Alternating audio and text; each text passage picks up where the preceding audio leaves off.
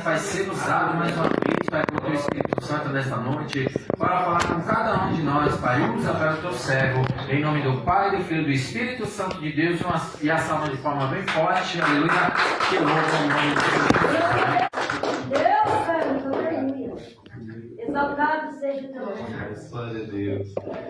Povo de Deus, recebam todos a paz do Senhor. Amém. É uma alegria Glória a uma Deus. vez mais poder estar com vocês, adorando a Deus na beleza da sua santidade. Aleluia. Deus abençoe, Pastor Rogério, Deus abençoe a todos em nome de Jesus. Seja Deus louvado pela minha gentileza. Abra sua Bíblia comigo no livro de Levíticos. Levíticos, capítulo de número 6, versículo de número 13, para a nossa breve meditação. Levíticos, capítulo de número 6, versículo de número 13. Esta é a palavra que arde em meu coração. Glória a Deus. Glória a Aqui Deus. nesta noite. Amém. Quem encontrou Levíticos capítulo 6 e o versículo 13, diga bem forte, amém. Amém. É um texto extremamente conhecido e eu gostaria de convidar a todos para lermos juntos esse texto. No tempo 3, respeitando a vírgula, os pontos, vamos ler bem bonito, bem forte, em um só som. Vamos lá? 1, 2, 3. Não se apagará. Diga glória a Deus. Glória a Deus. Vamos no assento, adorando a Jesus Cristo de Nazaré. Meus irmãos, para esta noite, denominada como a noite do avivamento, eu estava durante este dia perguntando ao Senhor qual haveria de ser a mensagem que Deus havia reservado aos nossos corações. E Deus me fez lembrar esse texto. Eu, junto ao mesmo Deus, deu-me um tema para ministrar. Eu quero falar embasado no seguinte tema: não deixe o fogo apagar. Levíticos é o terceiro livro da Bíblia Sagrada. No original, ele é chamado de Vaikra, que significa chamado ou aquele a quem Deus chamou. Este livro é de autoria de Moisés e é composto por 27 capítulos, cerca de 854 versículos. O tema central deste livro é a santidade ao Senhor. Verá ao Senhor. Este livro tem uma lição primordial, e a lição do livro é revelar que tudo que Deus estabeleceu aqui neste livro servia para aproximar o seu povo do seu Deus. Então, ao olharmos para o livro de Levíticos, vamos entender que a proposta do livro é revelar de forma todas as vezes que nós citamos, que nós lemos ou que nós ouvimos a expressão lei de Deus, esta expressão está apontando para os 10 mandamentos descritos em Êxodo capítulo 20 e em Deuteronômio capítulo de número 5.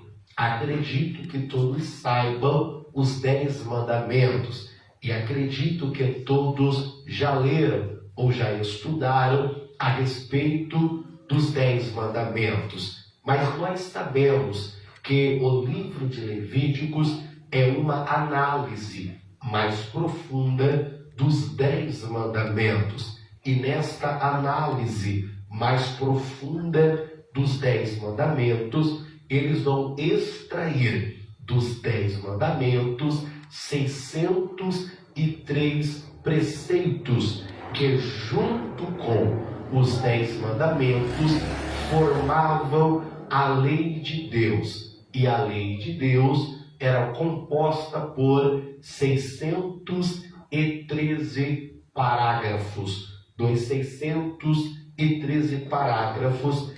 365 eram proibições, 248 eram ordenanças. E para que o povo soubesse o que podia e o que não se podia fazer, nós conseguimos dividir os 10 mandamentos, os 613 parágrafos da lei de Deus, em 3 partes.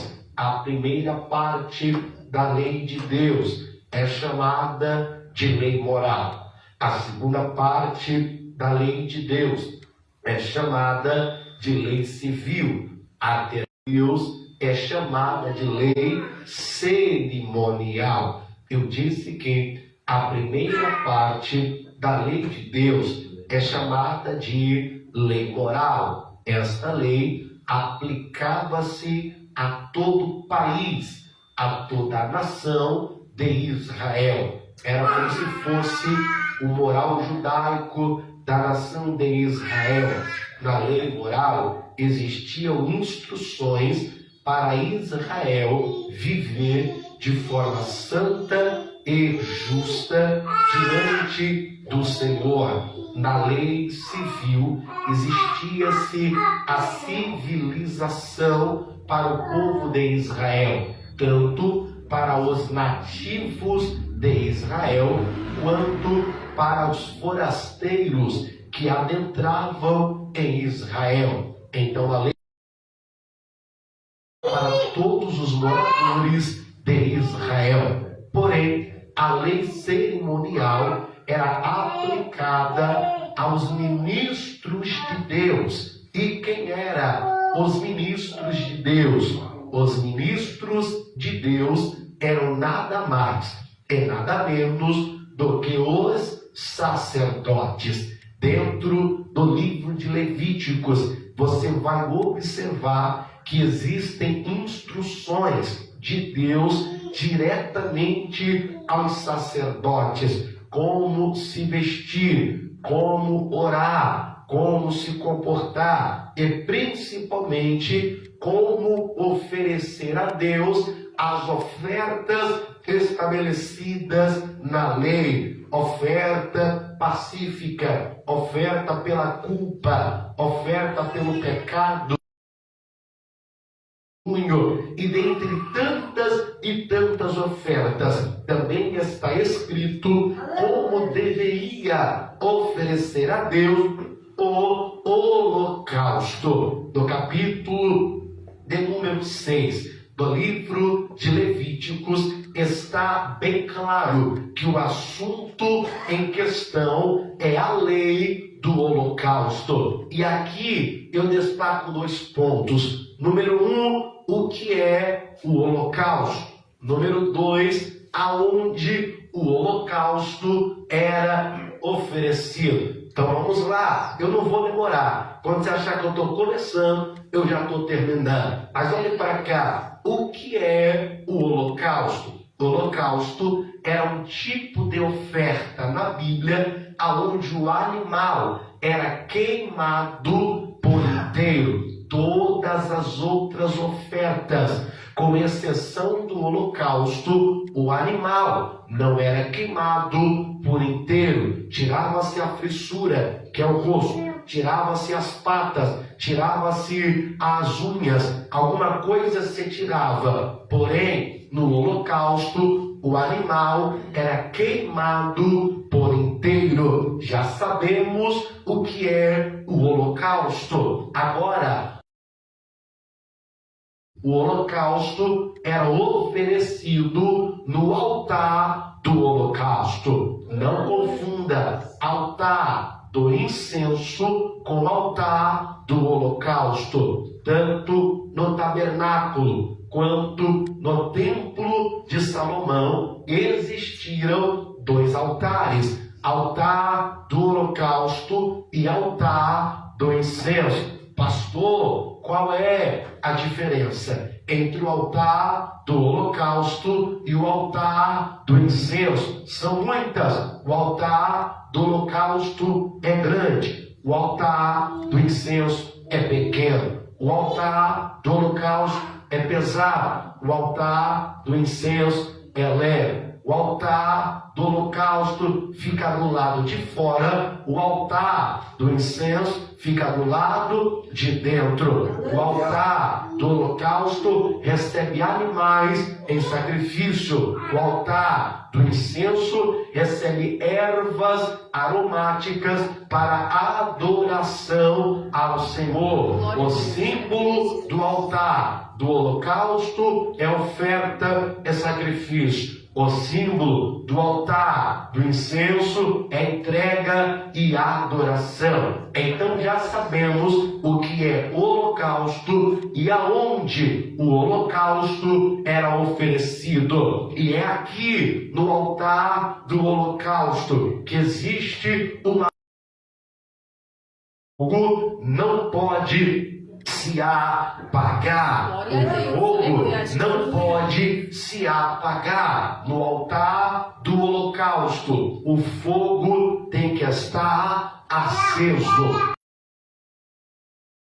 Porém, para que este fogo permaneça aceso, existem algumas condições. E a primeira condição está no capítulo 6 e o versículo de número 9, aonde diz o texto que Deus deu a ordem para Arão e para toda a sua casa, ou para todos os seus filhos. No original, a expressão é que Deus deu ordem para Arão e para a sua casa, ou Deus mandou.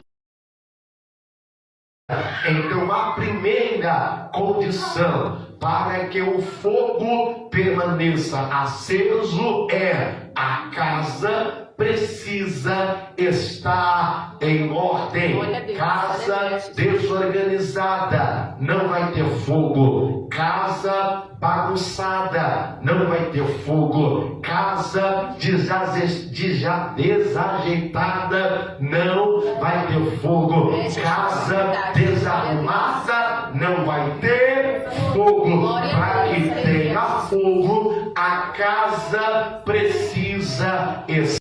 A segunda condição para que o fogo estivesse aceso no altar, ainda no versículo 9, está escrito: o holocausto será queimado sobre o altar toda noite. Então observe, para que o fogo não se apague no altar, é preciso o sacrifício. Observe o texto: o holocausto, animal por inteiro, arderá a noite inteira no altar do holocausto. Isso implica em sacrifício. Quem não se sacrifica não vai experimentar o fogo no altar. Quem não jejua não vai experimentar o fogo.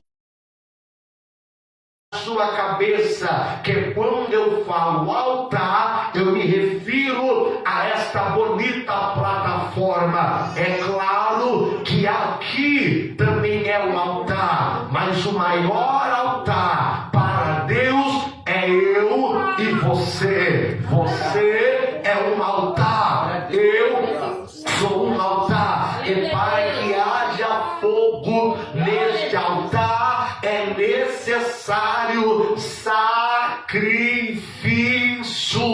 Está na hora da gente começar a entender que evangelho é sacrifício, vida cristã é sacrifício. Eu sei que o evangelho mais fácil e o evangelho mais acessível, aonde sorriem para você e dizem que você é o ponto fraco de Deus, dizem para você que você é o meu lindo, a minha linda. Eu quero te dizer algo da parte de Deus: se não houver sacrifício, não haverá fogo. Atos capítulo 2, está escrito: cumprindo-se o dia de Pentecostes, estavam todos reunidos no mesmo lugar, quando de repente veio do céu o som de um vento veemente e impetuoso. Agora observe a expressão: cumprindo-se o dia, cumprindo-se o dia. Que dia? O dia do Pentecostes. E o que era o Pentecostes? A festa que era celebrada 10 dias depois da Páscoa. Então, no final da Páscoa para o começo do Pentecostes, havia um espaço de 10 dias. E o que é que aqueles homens que estavam dentro e se sacrificaram, oraram e se separaram, oraram e buscaram, oraram e clamaram? E qual foi o resultado? 10 dias depois tinha língua de fogo por toda parte, porque se não houver sacrifício, não haverá fogo. Mas se houver sacrifício, haverá fogo. Em uma sexta-feira como essa, eu sei que você está cansado, assim como eu sei que você está fadigado, assim como eu. Então a nossa estadia neste prédio e neste ambiente, fogo no seu altar, receba fogo no seu altar. Quem está sentindo a presença de Deus? A terceira condição para que se pudesse haver fogo no altar é estranha. Você vai dizer: não tem nada a ver, mas vocês me conhecem. Eu prego o que está escrito. Para quem está com a Bíblia, versículo 10 do capítulo 6. Para quem está com a Bíblia, capítulo 6, versículo 10. Olha que loucura! Para o fogo permanecer aceso, meu amigo, olha o que Deus disse para Arão: o sacerdote vestirá a veste de linho e vestirá as calças de linho. Olha para cá, para que se houvesse fogo no altar, o sacerdote tinha que estar ornamentado. Olhe para cá, roupa de passear é roupa de passear, roupa de academia é roupa de academia, roupa de exercício é roupa de exercício, roupa de dormir é roupa de dormir, mas roupa de culto é roupa de culto. Quer ver fogo? Se veste. Quer ver fogo? Alinha as suas vestes. Quando eu olho para Gênesis, no capítulo de número 3, eu enxergo lá a primeira roupa da história. E quem fez a primeira roupa da história? Adão. Depois que pecou, percebeu que estava desnudo, e quando sentiu vergonha na sua nudez, pegou folhas de figueira para fazer a sua própria roupa. A roupa de figueira cobria, repito, a roupa de figueira não vestia, a roupa de figueira cobria. Nós não podemos usar roupa para cobrir, nós temos que usar roupa para vestir. É tanta saia curta, é tanta roupa apertada, é tanto de decote exagerado. Veste a roupa certa. Quer ver labareda? Veste a roupa certa. Quer ver o altar pegar fogo? Arruma a tua roupa. O que você veste aqui pode lá. O que você usa aqui, você usa lá. Para ter fogo, tem que mudar a roupa. Quarta condição, para que se haja fogo sobre o altar. Capítulo 6, versículo de número 10. Quando o fogo holocausto sobre o altar, observe, enquanto o fogo não consome todo o holocausto, não se pode tirar o animal do altar, a oferta do altar, o sacrifício do altar. Então, quer ver o fogo aceso? Deixa no altar o que é do altar. Quer ver o fogo aceso? Não tire do altar o que não é para tirar do altar. Isso fala de entrega, fala de oferta voluntária. O que é do altar é do altar. O que pertence ao altar pertence ao altar. Sabe o que Deus está dizendo? Se já colocou no altar, deixa no altar. Se já depositou no altar, deixa no altar. Aí eu me lembro de Ezequias, que recebeu cartas de ameaça dos mesma noite. O próprio Deus desceu no exército do inimigo e matou todos os soldados do inimigo. Por quê? Porque a carta estava no altar. A carta permanecia no altar. Quer ver fogo? Deixa no altar. O que é do pastor? O que é do altar? Glória. O que é do altar? Língua estranha. O que é do altar? Adoração. O que é do altar? Barulho. Alguém trouxe? Alguém trouxe? Alguém trouxe? Então deixa no altar o que é do. Quer ver fogo no altar? Primeiro, a casa em ordem. Segundo, sacrifício. Terceiro, entrega total. Quarto, roupas adequadas. Quinto, deixa no altar o que é do altar. Aí pela manhã pegará as cinzas e porá junto do altar. Observe que para o fogo permanecer aceso, não se pode se afastar do altar. Se você se afasta do altar, o fogo apaga. Se você se distancia do altar, mais o fogo vai arder. Quanto mais longe do altar, menos o fogo vai queimar. Então, se o fogo está se apagando, vem para perto do altar. Vem cantar perto do altar. Vem orar perto do altar. Vem adorar perto do altar. Não deixa o teu trabalho te afastar do altar. Não deixa o teu salário te afastar do altar. Glória a Deus. Não deixa o teu bel prazer te afastar do altar. Porque quanto mais longe do altar, é mais fácil para o fogo apagar. Se esse namoro está te afastando do altar, larga o namoro. Se esta amizade está te afastando do altar, larga a amizade.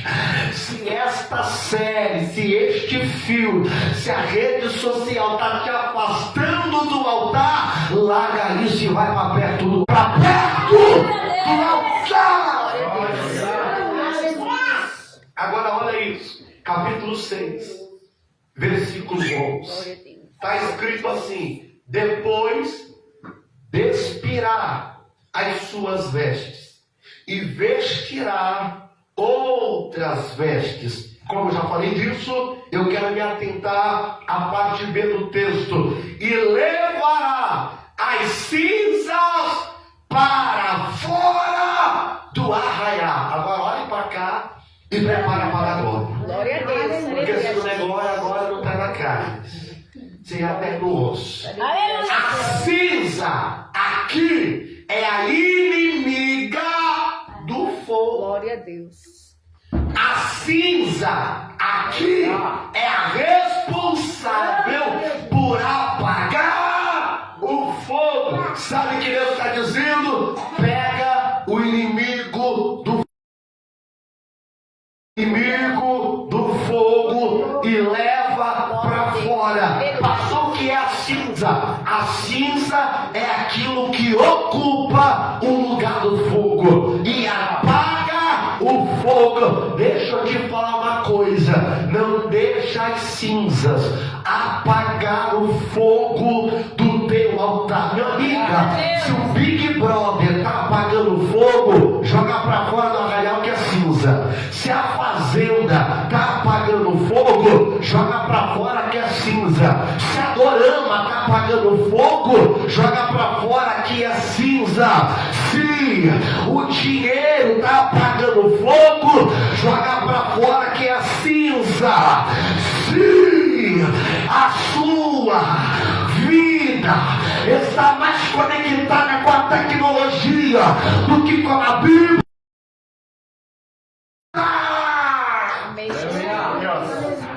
o fogo não pode. Glória a Deus. Mas tem um detalhe. Qual, pastor? Você tira a cinza, mas você traz lenha.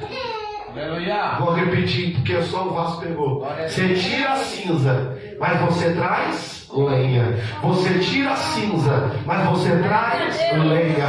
A minha avó me ensinou que a melhor lenha que tem pro fogo não apagar é essa. A melhor lenha que tem pro fogo não apagar ainda é o joelho. Troca a novela pelo joelho, troca o videogame pelo joelho, troca o futebol pelo joelho, troca os filhos pelo joelho, que o fogo não vai apagar. Até 9 horas, mas vou parar antes. Agora tem 2 pontos para a gente finalizar. Não existiu em todo o tempo e em todas as fases da igreja uma igreja mais apagada do que a igreja atual. A gente canta que tem fogo, mas não tem fogo. A gente prega que tem fogo, mas não tem fogo. A gente diz que tem fogo, mas não tem fogo. O paralítico entra paralítico e sai paralítico. O cego entra cego no culto e sai cego.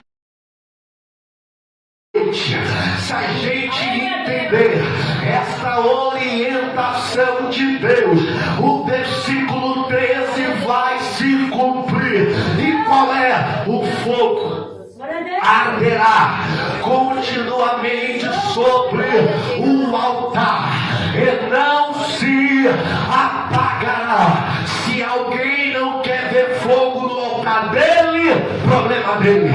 Se alguém não quer ver fogo no altar dela, problema dela. O meu altar tem que ter fogo. O teu altar tem que ter fogo. Aí tem. Então por 20 segundos levante essa mão e adore ao Todo-Poderoso, porque Ele merece. Tem que ter fogo no altar. Tem que ter fogo no altar. Altar sem fogo não presta para nada. Tem que ter fogo no altar. Tem que ter fogo no altar. Então vamos lá. Se a casa estiver em ordem, se tiver sacrifício, se houver entrega total, se houver roupas adequadas, se houver verdadeiramente a entrega no altar, se houver pessoas no pé do altar, e se não tiver cinza e tiver lenha, o fogo arderá todos os dias no altar e não se apagará. E quando o fogo queimava no altar, e quando o fogo ardia no altar, ele tinha 4 reis de fogo no altar. Deus meu culto.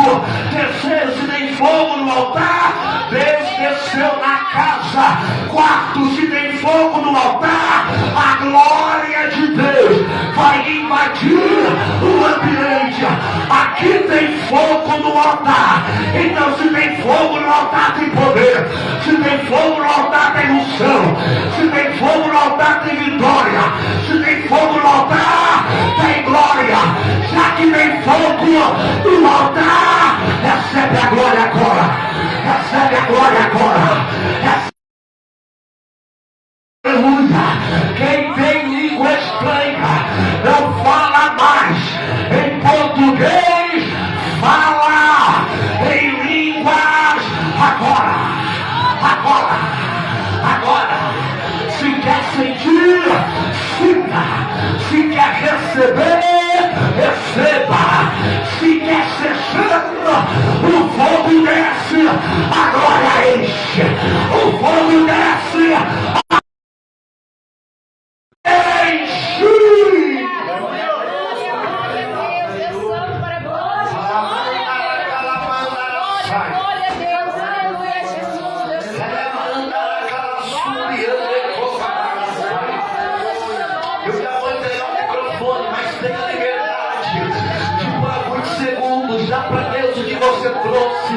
É culto de avivamento.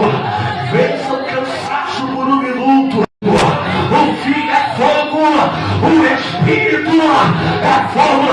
Receba a glória do Pai, receba a glória do Filho, receba a glória do Espírito Santo. Agora, agora, agora.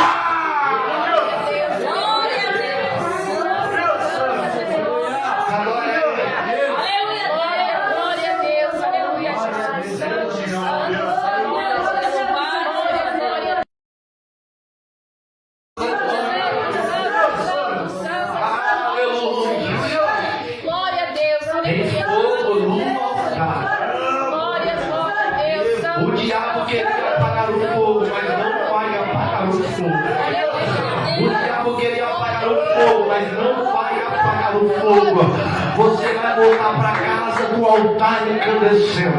Você vai voltar para casa com o altar pegando fogo. Você vai voltar para casa com um altar aquecido. Essa palavra. Glória a Deus. Quem recebe o